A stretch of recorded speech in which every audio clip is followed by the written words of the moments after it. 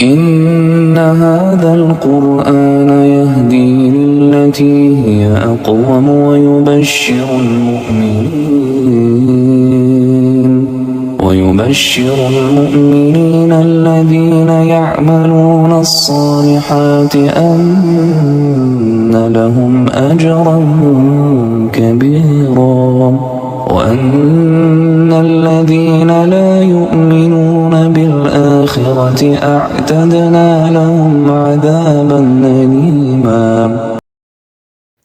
يا صباح الخير والفل والياسمين، وأهلا وسهلا فيكم من وين ما كنتوا عم بتتابعوني. كيفكم صبايا؟ شو أخباركم؟ إن شاء الله تكونوا بألف خير يا رب. أنا كتير بحبكم وكتير بشتاق لكم، خواتي وحبيباتي، ربي يسعدكم ويحفظكم وين ما كنتوا. حياكم الله وأهلا وسهلا فيكم. هلأ بالبداية كان هون عندي ضمة زعتر أخضر، فحبيت إني أنقبها وأنظفها وأغسلها لحتى أنشفها، لأني كتير بستعمل الزعتر الناشف أكتر من الزعتر يعني الأخضر. بستعمله بالبيتزا، بستعمله بالفوتوتشيني، يعني بالطبيخ بشكل عام كتير بستعمله، وبحب يكون موجود عندي أكتر من الزعتر تبع السوق الناشف، لأنه بحس هيك نكهته بتكون رايحة ونكهته مش قوية، فبحب اللي بتنشف في البيت. هلأ هون حبيت أورجيكم لما بغسله، تقريبا غسلته 7 مرات، يعني هيك كمية الطين اللي فيه، فانتبهوا لما بتنظفوه بتغسلوه اغسلوه كتير منيح. بضلني أغسله تقريبا غسلته 7 مرات لبين ما راحت الطين من المي، وصارت المي اللي تنزل كلها مية نظيفة. فديروا بالكم بالنسبة للطين اللي فيه الزعتر. وهون حبيت أورجيكم كيف الغسلة الأخيرة كان لون المي، لاحظوا كيف يعني ما في طين، راحت الطين، وكمان المي كانت صافية ونقية. فبعد هيك خلص بيكون يعني ما بحاجة لغسيل، وبتركه بالمصفاي، بصفيه كتير منيح من المي، وكمان بحطه بمصفاية لحتى أتأكد إنه اتصفى تماما. بعد هيك بحطه على منشفة أو فوطة مثلا، وبتركه لحتى يتنشف كتير منيح. هلأ بهذا الأسبوع تقريبا كان الجو دافي ومشمس، فكان مناسب لتنشيف الزعتر يعني بالشمس. هون مثل ما قلت لكم حطيته بمصفاي وتركته لحتى ينزل كل المية اللي فيه ويتصفى كتير منيح. وهلأ جبت هاي الصينية لأنها كتير كبيرة هيك، حبيتها لتنشيف الزعتر. حطيت فيها هاي الفوطة، طبعا فوطة نظيفة، وفردت عليها الزعترات، وقلت خليني أنشرهم شوية بالشمس. كان في هيك شمس حلوة ودافية، يعني كان الجو دافي كتير، وحسيت إنه الشمس يعني كفاية بتنشف، يعني من قوة الشمس إنها كافية لتنشيف الزعتر. بس طبعا في شغلة إنه بالليل أو لما بلشت الدنيا يعني تغرب، وقت الغروب يعني أخذت الصينية رجعتها جوا البيت، يعني ما تركتها برا بالليل، وحطيتها فوق الثلاجة لحتى تنشف. من حرارة البيت وحرارة الثلاجة بكمل الزعتر تنشيفه.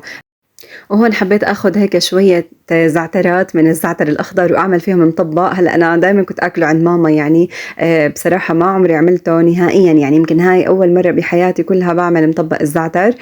حطيت بالعجينة هيك طحين ومي وسكر وخميرة ورشة ملح وشوية زيت زيتون، وعجنتهم منيح، وبعدين تركت العجينة ترتاح هيك نص ساعة، وقطعتها. طلعت عندي يعني قطعتين، عملت كمية كتير قليلة. وبعد هيك فردت العجينة بالزيت، وحطيت الحشوة كانت زعتر وبصل، دبلته وشوية ليمون وسماء ورشة ملح، وحشيتهم بالعجينة وتركتها ترتاح. وبعدين رجعت رقيتها كمان مرة، فردتها لبين ما تشكلت منها طبقات رقيقة، وطلعت يعني عن جد كتير زاكية، والطبقات هيك مقرمشة، وكل طبقة يعني هيك متباعدة عن بعض.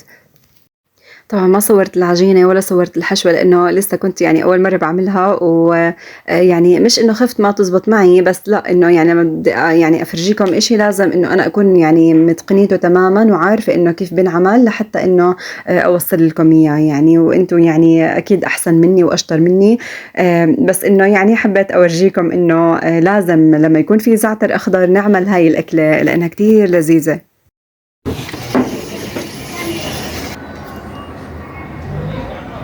هلأ هون لمّا صار الوقت مغرب قُلت قبل ما أنسى لازم آخُد الصينية من برّا أفوّتها، حطيتها فوق التلاجة وحسّيت يعني هون المكان بيكون دافي جوّا البيت. كمان مع حرارة التلاجة. هلأ في شغلة كمان إنه ما بصير الإشي يكون مثلًا تليّل الدنيا يعني ويكون برّا مكشوف أو حتى جوّا البيت يعني يكون مكشوف. في حديث بهذا الموضوع والحديث صحيح وحبّيت أنا أفيدكم. الحديث بيقول: إذا كان جنح الليل أو أمسيتم فكفوا صبيانكم فإن الشياطين تنتشر حينئذ، فإذا ذهب ساعة من الليل فخلوهم وأغلقوا الأبواب واذكروا اسم الله فإن الشيطان لا يفتح بابا مغلقا، وأوكئوا قربكم واذكروا اسم الله، وخمروا آنيتكم واذكروا اسم الله، ولو أن تعرضوا عليها شيئا، وأطفئوا مصابيحكم. اللهم صل عليك يا حبيبي يا سيدي يا رسول الله. هلأ هون التهيت أنا بالحديث وهيك، وهون حبيت أعمل لكم بسبوسة بس بالبرتقال، جربوها بهاي الطريقة عن جد كتير لذيذة. بالبداية حطيت بيضتين، حطيت عليهم شوية خل وفانيلا وماء زهر وبرش ليمون وبرش برتقال. أهم نكهة فيها يعني حطيت تقريبا برش برتقالة كاملة لأنه هي أصلا معطيتها النكهة الزاكية. مرة أنا بتركيا بتذكر دقت بسبوسة بيعملوها بالبرتقال، عن جد كانت كتير زاكية ولذيذة. وكنت أنا حتى بالقطر لما بنعمله كمان بدل ما أضيف عصير ليمون كنت أضيف عصير برتقال. جربوها هاي الطريقة كتير لذيذة. بعد ما أخفق البيض منيح بضيف تقريبا 3/4 كاسة سكر أو نص كاسة سكر، ما بنحتاج سكر كتير لأنه فيها قطر. وكمان بضيف نص كاسة زيت نباتي، وبضيف كاسة جوز هند وكاسة سميد. طبعا السميد بضيف عليه معلقتين بيكنج باودر ورشة كربونة أو ربع معلقة صغيرة من الكربونة.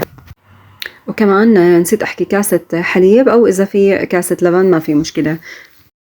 وآخر شي طبعا بضيف جوز الهند تقريبا كاسة. بعد هيك إذا لقيت القوام يعني شوي سائل برجع بضيف شوية يعني ممكن ربع كاسة من السميد لأتأكد إنه القوام يعني متماسك هيك وثك، مش إنه سائل يعني. وطبعا بكون أنا محمية الفرن قبل وبدهن الصينية بالطحينة. الطحينة بتخليها ما تلزق وغير هيك بتعطيها لون كتير حلو للبسبوسة. مثل ما حكيت لكم بضيف جوز الهند بالآخر وبتأكد من القوام لازم يكون شوية سميك، فإذا ما كان سميك بضيف له شوية يعني سميد كمان. وبدهن الصينية بالطحينة وبعدين بفوتها على فرن محمى تقريبا بتضل نص ساعة. بعد هيك بحمر وجهها كمان، وبعد ما تطلع من الفرن بيكون القطر بارد وهي سخنة، يعني واحد فيهم لازم يكون سخن يا هي يا القطر. بضيف القطر، بتشرب القطر كتير منيح، ولازم يعني القطر يكون كميته كافية لأنه يعني السميد ممكن يكون هيك إنه لساته عم بقرش، فإنه لازم يفتح السميد منيح، فلازم كمية القطر تكون يعني كافية ليشربها السميد كامل. هلأ أنا بعد ما أضيف القطر بتركها تبرد وتشرب القطر كتير منيح، بعدين بقطعها وبقدمها. طبعا بتزينيها مثلا بجوز الهند او بالمكسرات بالفستق الحلبي اي شيء موجود يعني عندك. ما شاء الله يعني انا لبين ما اجيت يعني ازينها واضيفها وهيك لقيت اولادي ما شاء الله يعني كانوا ماكلين تقريبا نص الصينيه، بحبوها كتير وهي اصلا لذيذه. جربوها على الطريقه بالبرتقال كتير زاكيه، وزينتها انا بجوز الهند وبالفستق الحلبي. إذا كنت محتار في أمر، إذا كنت بحالة تعسير، إذا كان بدك استجابة الله تعالى العاجل في أمر معسر، في أمر محتار وما عارف له جواب، في موضوع ما خرج يتأجل أبدا محتاج يصير بسرعة، في بالليل قبل الفجر الساعة 2 وصلي ركعتين مع دمتين. ليش الساعة 2؟